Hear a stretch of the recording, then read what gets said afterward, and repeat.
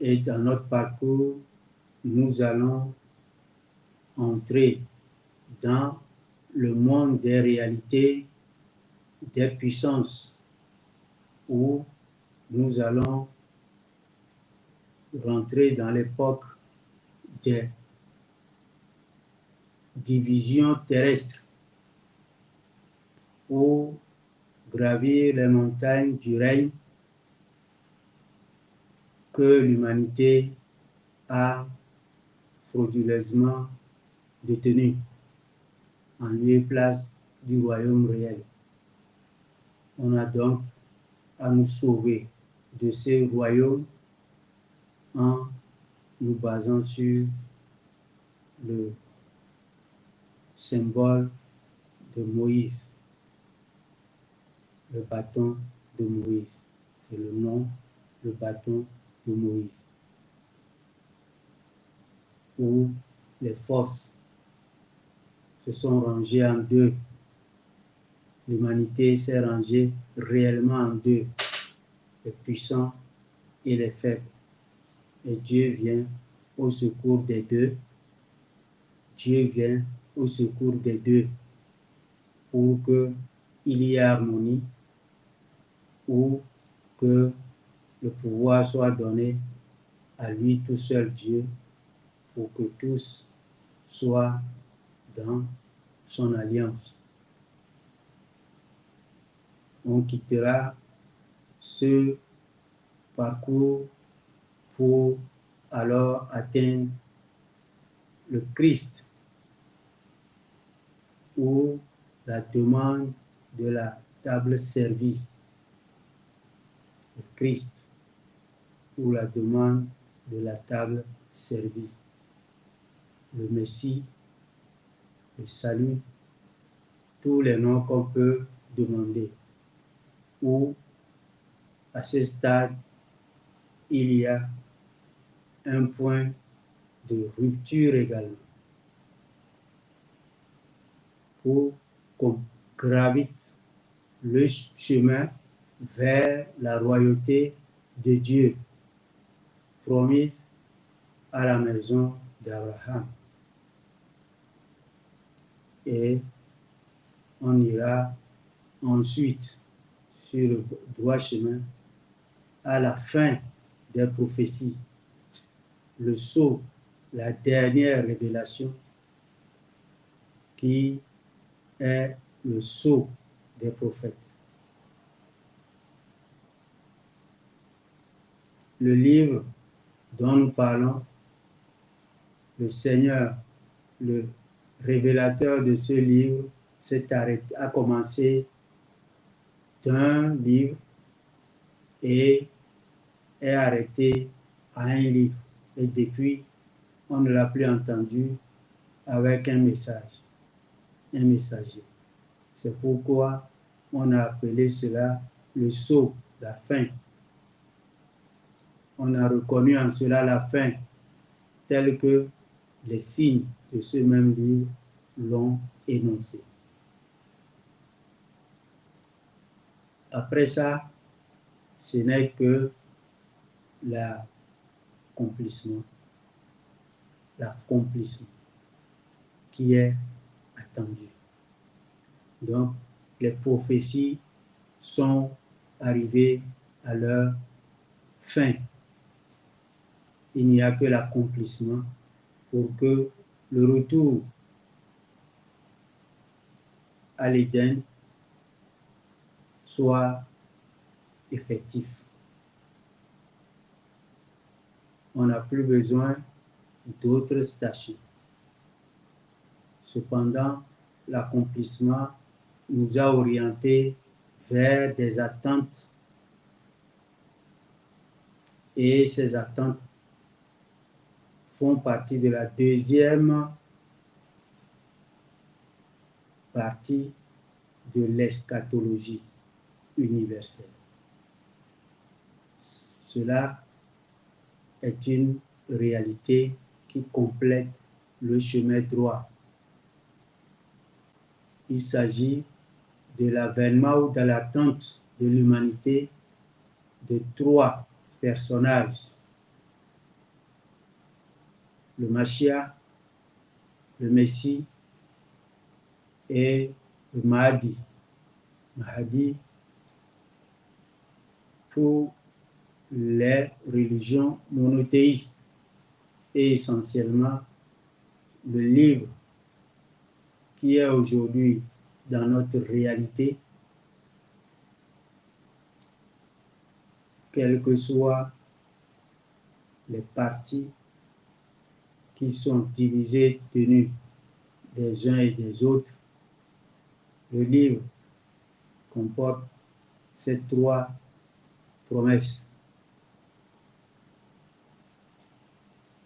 Est-ce que c'est une seule promesse? Néanmoins, nous voyons que le droit chemin a évolué d'étape par étape et de rupture à rupture où l'ancien cède à un nouveau. Et donc, dans tous les cas, une prophétie, on ne peut pas la forcer à se réaliser. Quand on dit les accomplissements, c'est qu'on est soi-même poussé dans cette réalisation. On n'est pas les faiseurs. Ce n'est qu'après que ça peut se réaliser, ça peut se résumer où effectivement les personnes qui vivent ces prophéties puissent se dire voici ce qui a été dit. Me dire qu'on se lève pour concrétiser une prophétie, ce n'est pas comme ça que les prophéties sont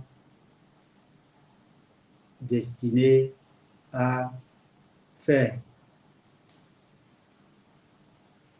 à se faire. Elles sont destinées à se faire en se faisant, bon gré, mal gré. Parce que le faiseur qui l'a révélé, c'est tous les ingrédients, toutes les choses indispensables à leur accomplissement, dont nos actions, nous et nos actions font partie. Les trois personnages attendus, au final, doivent tous avoir un point commun pour le stade suivant.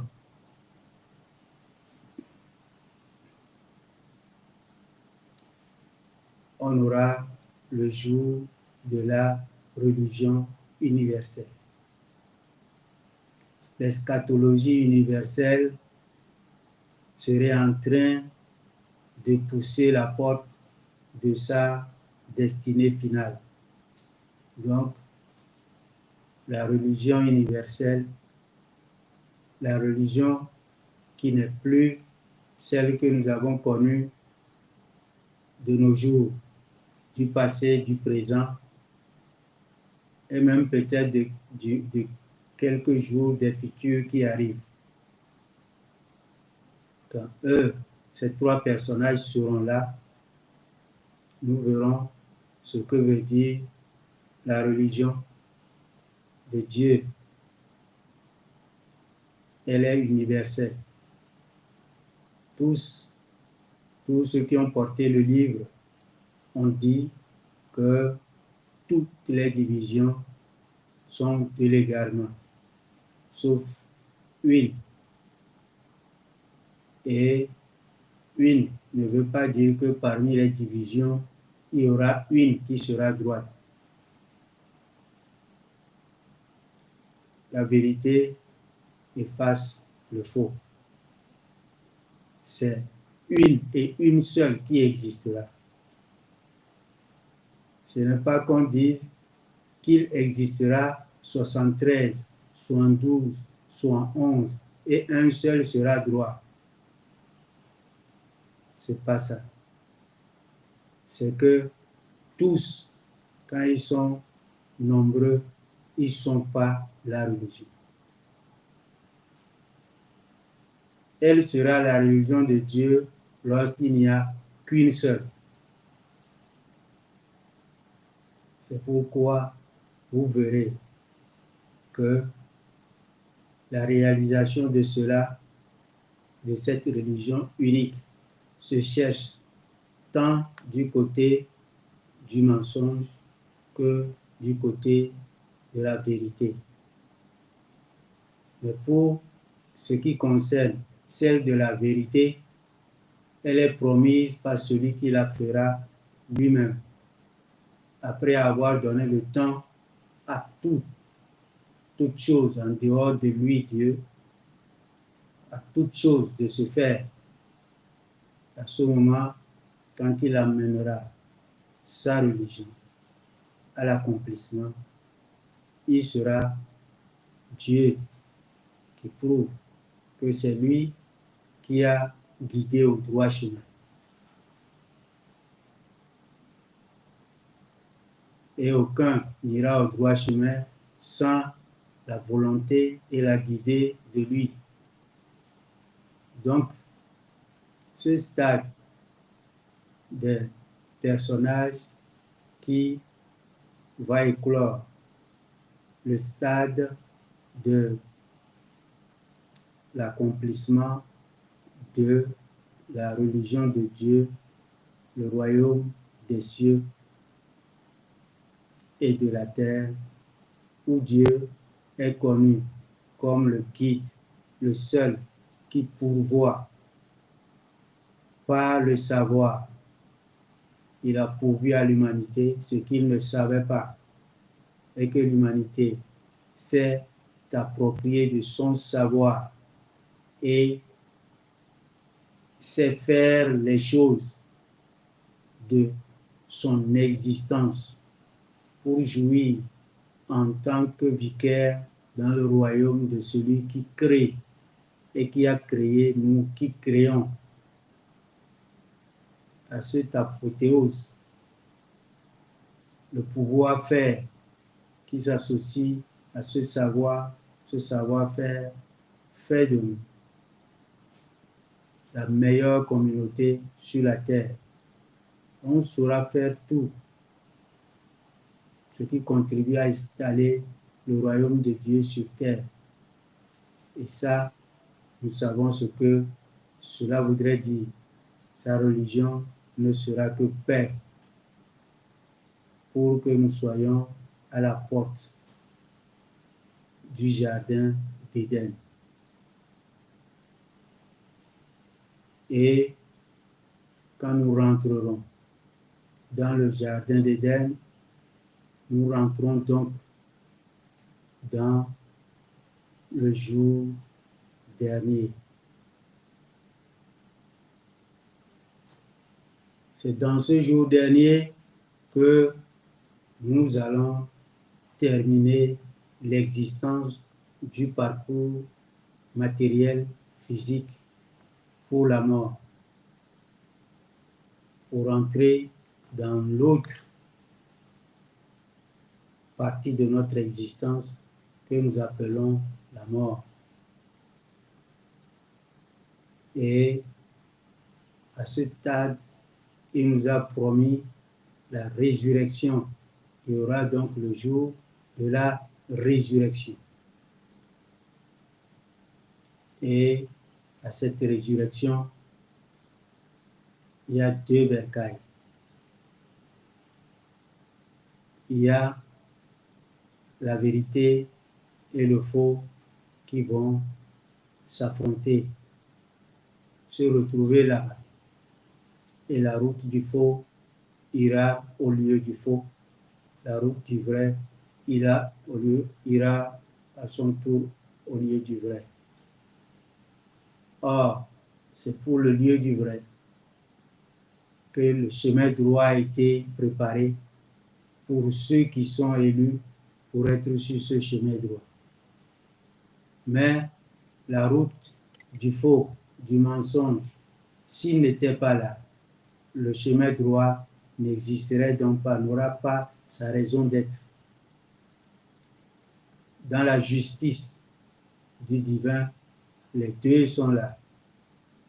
Le pôle négatif et le pôle positif est là parce qu'il y a un autre signe de sa parole dit, il a créé tout en couple. Donc, on a le milieu qui fait exactement le contraire de toutes les choses. Et il nous demande d'être dans son alliance pour ce parcours.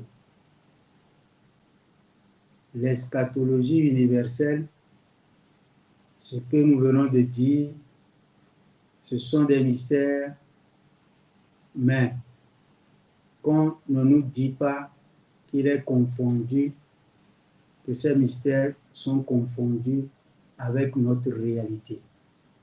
Et c'est là-bas que nous sortons de l'ancien pour entrer dans le nouveau.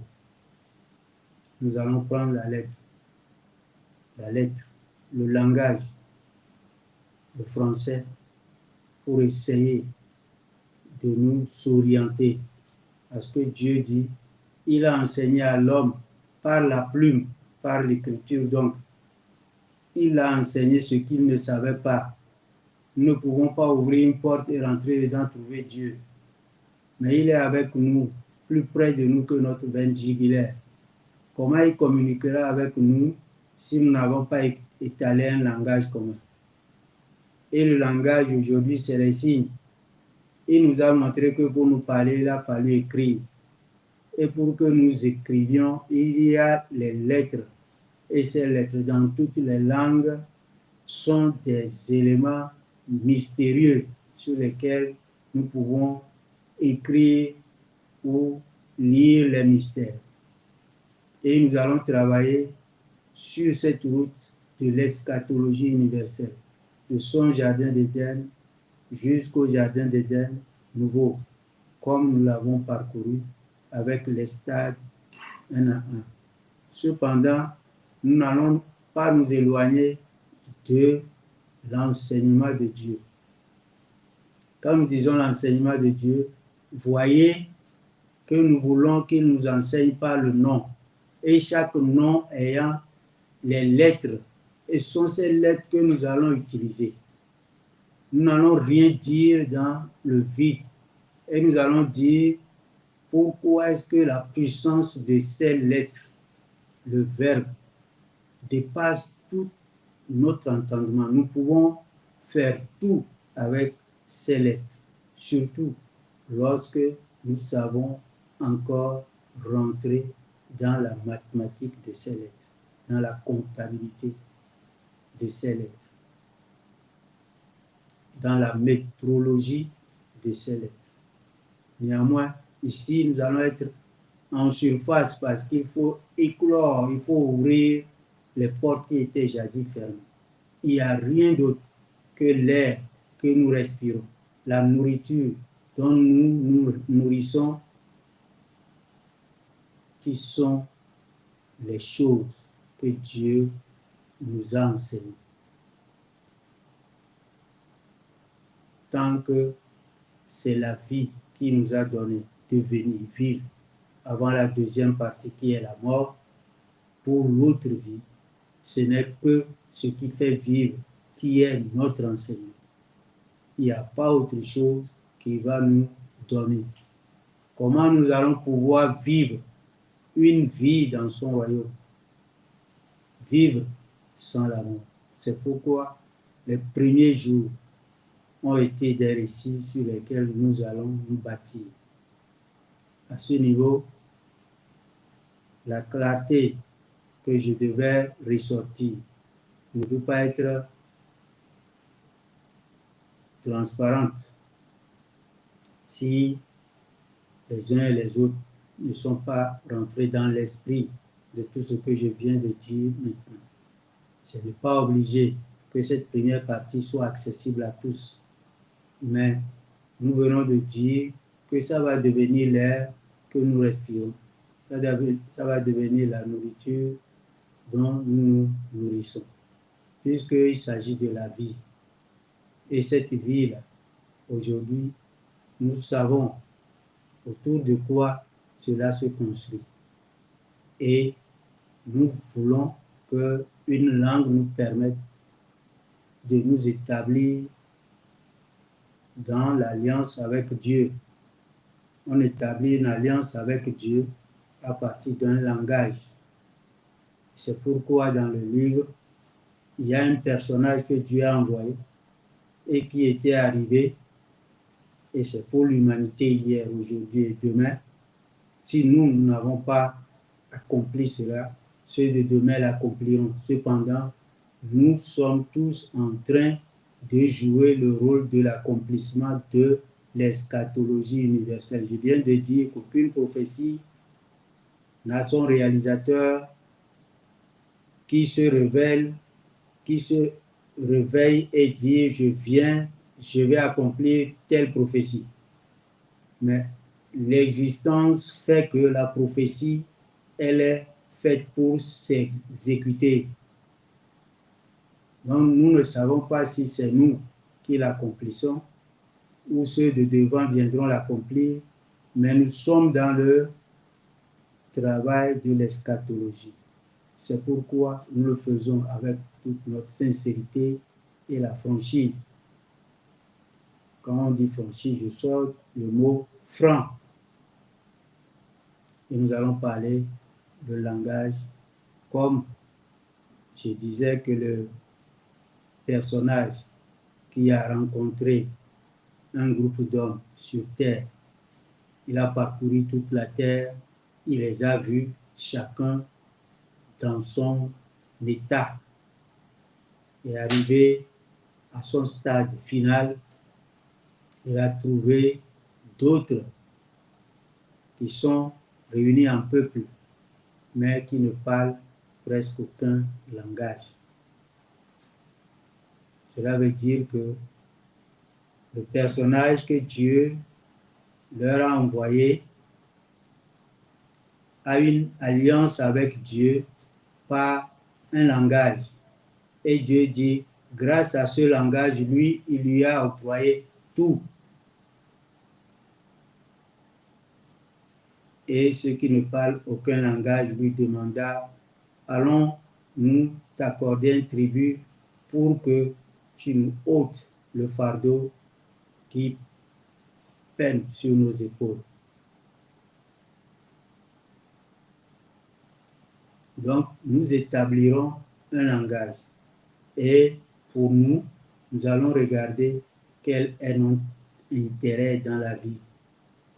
Nous voulons bien respirer. Nous voulons bien nous nourrir.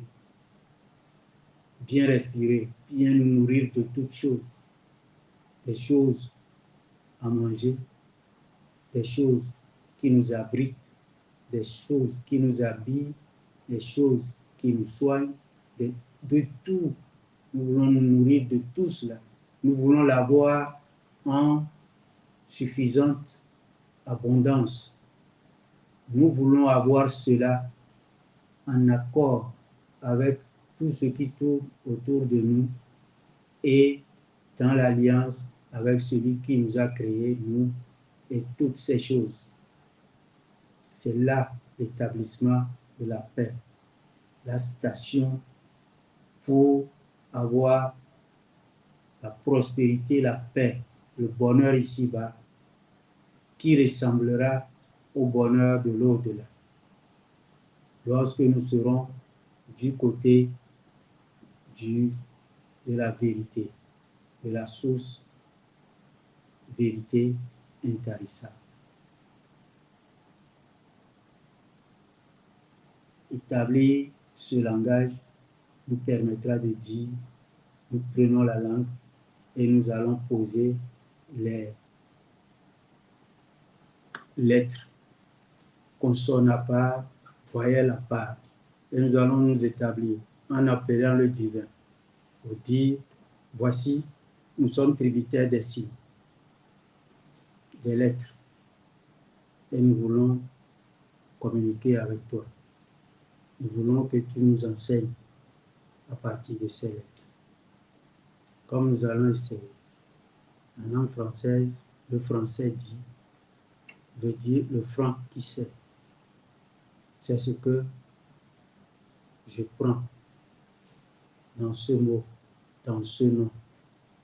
Franc sait. le franc qui sait. Et je suis doté du pouvoir de parler et d'écrire cette langue. Ce n'est que ça que j'ai. Le destin ne m'a donné que ça. Et je crois que la réalité, c'est ça. Pourquoi ce n'est pas d'autres langues? C'est pourquoi je sais que c'est toi le divin qui est le créateur de tout. Et tu sais qu'à ce niveau, je serai là avec cette langue comme seule dotation pour communiquer. Donc, pour toutes les louanges et la guider, je dirais que pour établir mon alliance avec toi, c'est à partir de cette langue. Et je voudrais que lorsque je prends les voyelles, tu m'aides à les établir avec les consonnes pour comprendre l'eschatologie universelle, le chemin droit, pour écrire ma propre langue avec ton enseignement, pour guider, pour être guidé jusqu'à ce que nous atteignions là où tu nous as prévu d'être.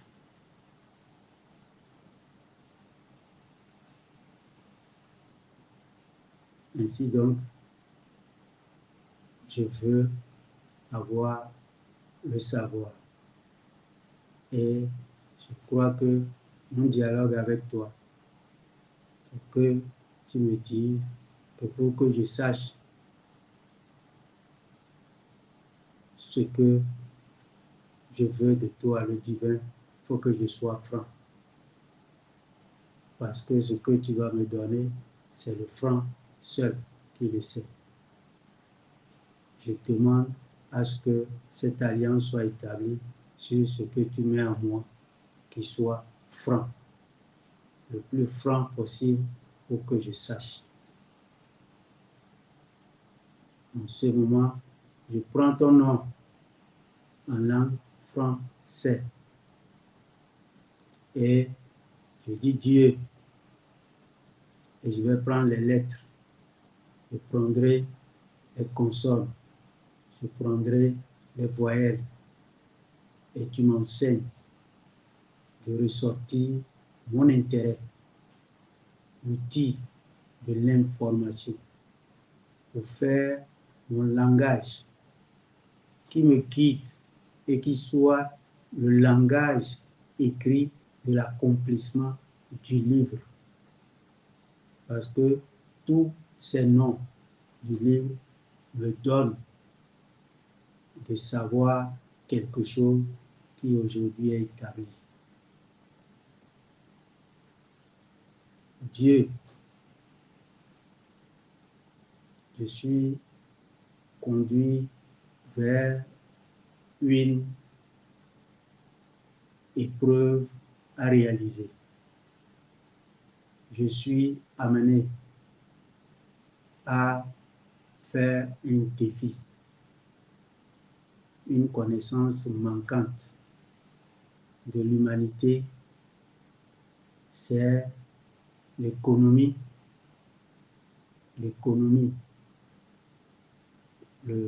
la gestion de la maison, la terre, qui doit être le jardin d'Éden, l'économie, personne ne la comprend. Les pouvoirs sont là, avec les avoirs immenses. Et ces avoirs vont jusqu'à la grande technologie la plus sophistiquée que le monde ait jamais connue et qui s'associe au pouvoir. Mais le savoir faire le partage du bien de la maison, à l'instar de la maison Éden dans laquelle tu nous as établis, n'est pas là.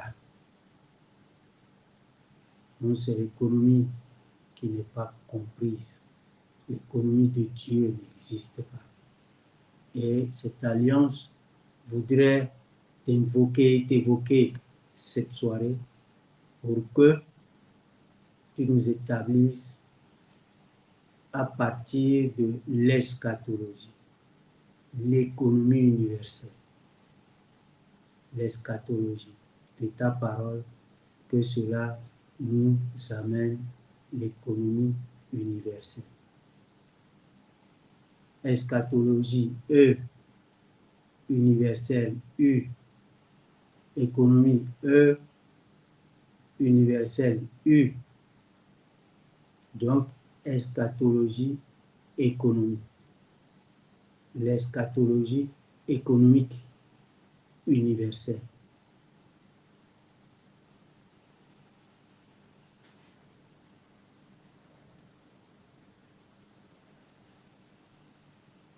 Le E qui est dans ton nom, Dieu,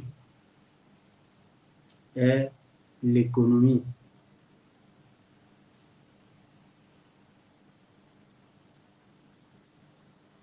Et nous voudrions que comme ça, nous établissions un langage commun entre toi et nous.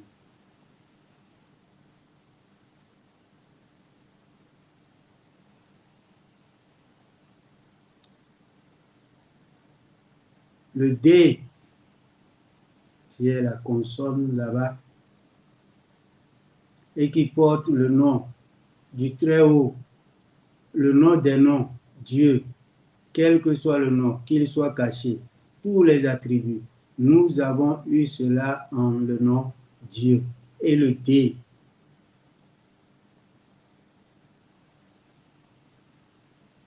le développement de cette économie.